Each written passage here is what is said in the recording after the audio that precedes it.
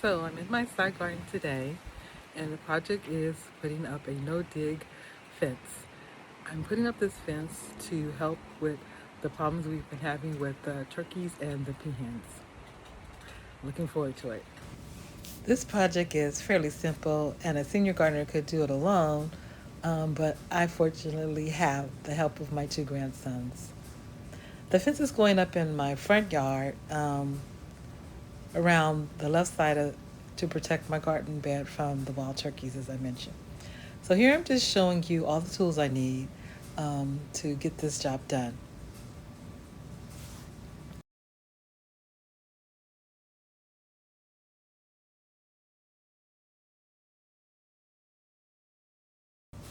Here my grandson is using the drill and the auger to drill through the turf to provide a starter hole for putting the first anchor.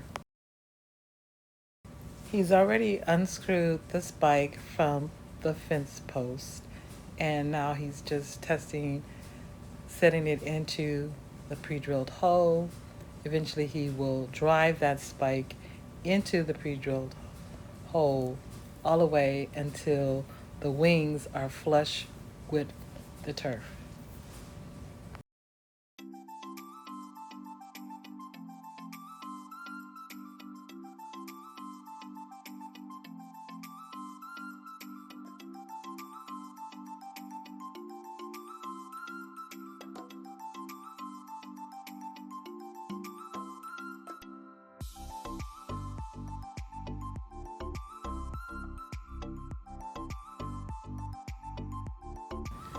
Should have been using the 4x4 block of wood at this point to drive that spike in with the mallet so that the mallet itself would not get destroyed by the metal spike.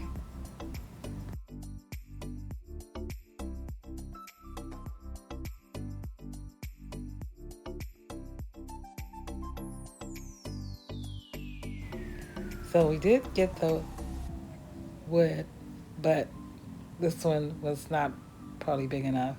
We actually went through several smaller pieces until we could find a larger piece closer to a 4x4 size that actually did the trick and made the rest of the driving of the spikes installation fairly simple.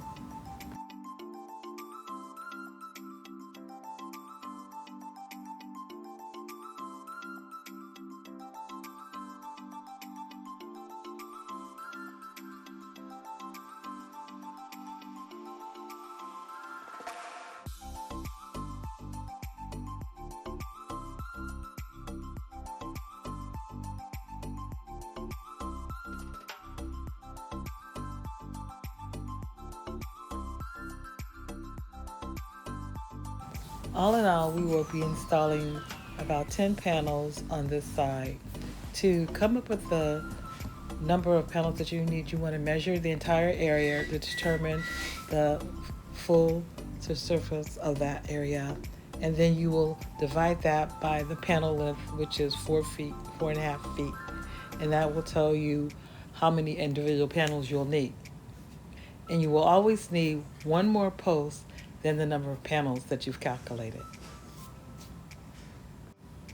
The reason for the one additional post is to end the fence.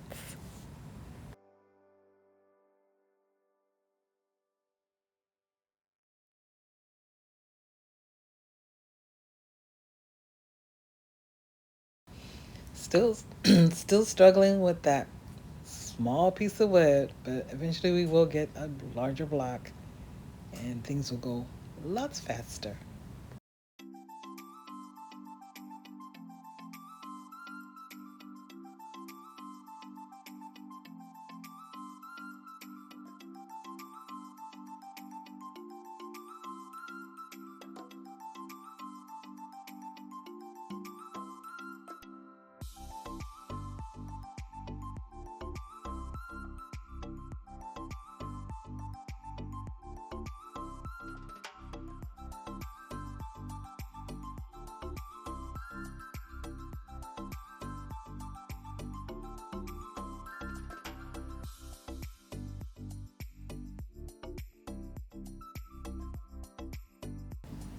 I needed a total of 10 posts, 9 panels, and actually 2 gates.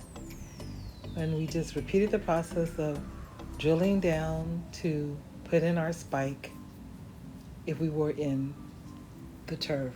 There are some areas that we're installing posts that are not in the turf and they just go straight in the dirt. Requires no drilling.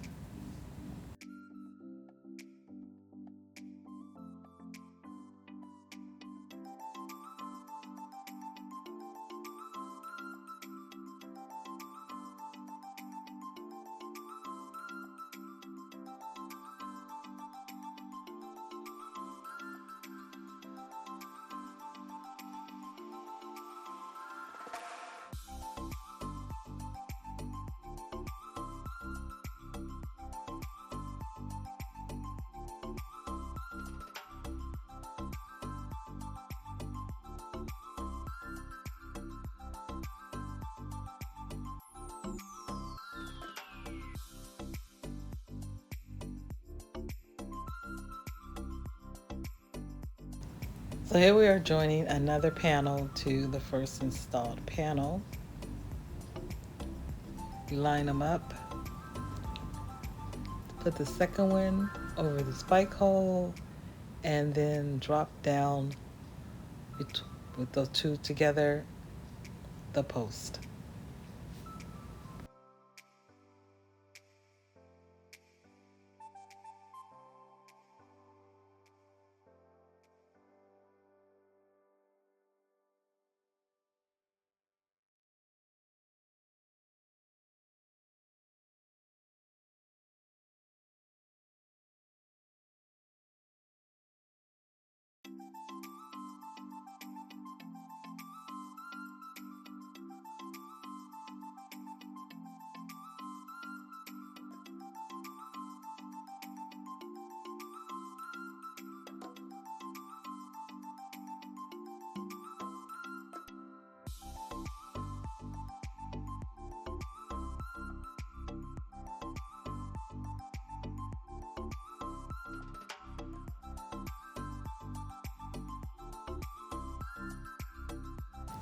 So here's the progress we've made from the mailbox all along the front sidewalk,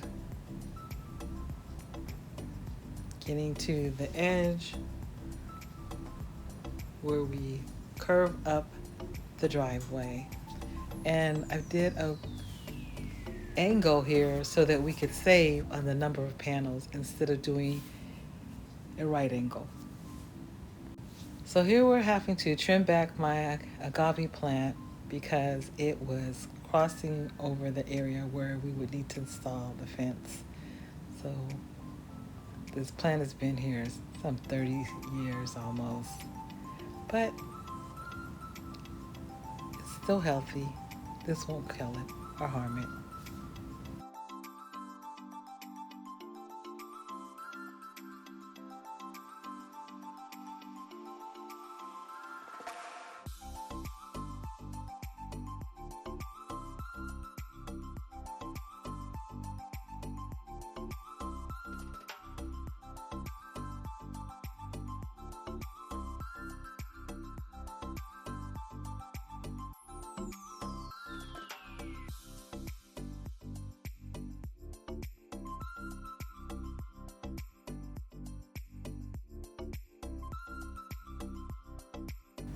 So here they are, the inspiration for this project.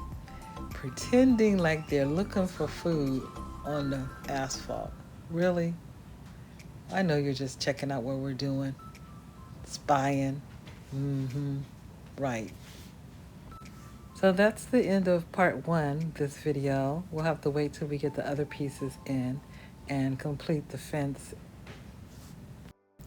Until then, I hope you join me in my next video, and I hope all your garden dreams come true.